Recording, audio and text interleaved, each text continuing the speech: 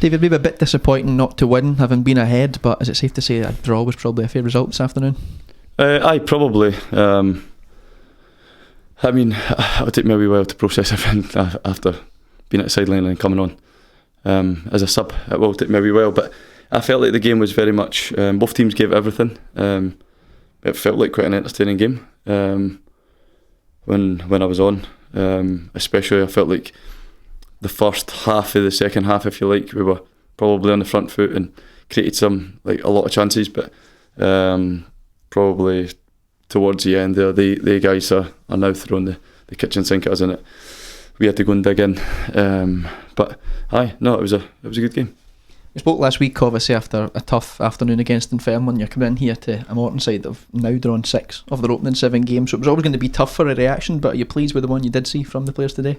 Aye, definitely. Listen, we spoke long and hard about it. We've analysed the game, for last week, and ultimately it was an extremely disappointing weekend. Not just for us as a management and coaching team, but the players were properly disheartened with it as well. So it was one of those ones where we spoke about it. We tried to park it as quick as we could, but we didn't neglect what happened. It was a bad day at the office. I think everybody can take responsibility somewhere there, and we all held each other accountable. And we showed faith in the boys. We didn't change the team, and we just asked for them to go and repay that by being better organised and more compact and harder to beat. And I felt like we were definitely more organised today. So we got a reaction, and as much as we want to go and win the game, we didn't lose the game, and it's an half point on the board. You've said previously how difficult it can be for yourself to adapt from watching the game on the sidelines to then coming in, obviously today coming on at half time. Did it help just to get a bit longer on the pitch to sort of acclimatise yourself almost to what was happening on the field? You know what, it's actually easier because I come on at half time as opposed to the game being in the mix. It's a wee bit easier there. Flinney's been great for us.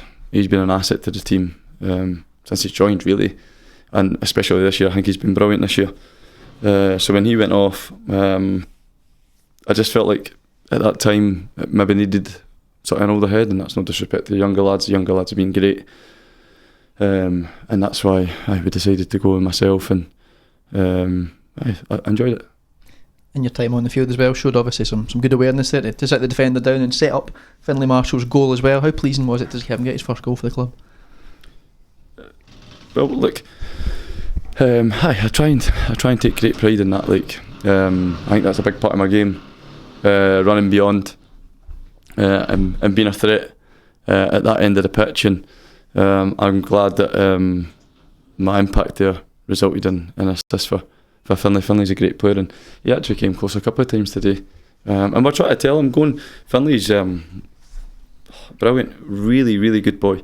But he's got a special talent that he's equally as good with both feet, left foot and right foot. So he's an asset up that end of the park, in and around the box, and even in training, the small sided games and things like that. Like he's great at it. So let's try to get him to believe in it, but get in the areas that he can go and get strikes away like that. One downside today was Jack Wilkie, of course, coming off with a pretty bad bang tonight. It's early doors yet, but do you expect him to be available for next Saturday?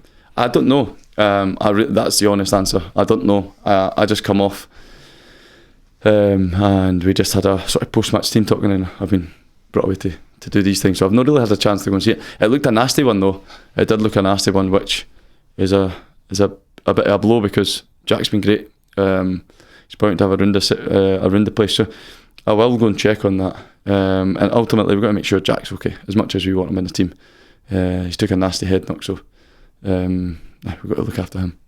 Colin, of course, on the bench, but resisting the urge to bring himself on there and going with Taylor Stephen at left back. Out position for him slightly there, but how do you think he coped on that left side? Believe it or not, Taylor's actually a left back. So I know Taylor. I've known Taylor for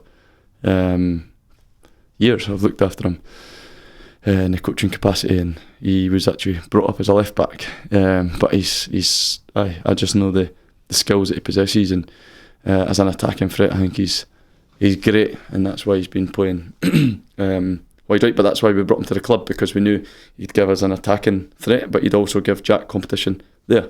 And so when Jack went down, it was we had a couple of decisions to make there. You've got Hammy there champing at a bit to get on Taylor, and we've obviously got Victor in there as well. So it was quite nice to have a wee bit of option there and a wee bit of backup to Jack. Looking ahead, we're on the road again next week to face Wraith Rovers, who obviously have had a good start to the season themselves. What are you expecting from the trip to Kirkcaldy? I've actually watched Wraith a couple of times. So look, their squad's great, isn't it? Really, really good players. I know quite a lot of them personally as well. So it's going to be tough. Barry Robson's got them playing a great brand, and listen, they work extremely hard. They'll be super fit, so they'll be majorly up for it, and we're going to have to match that.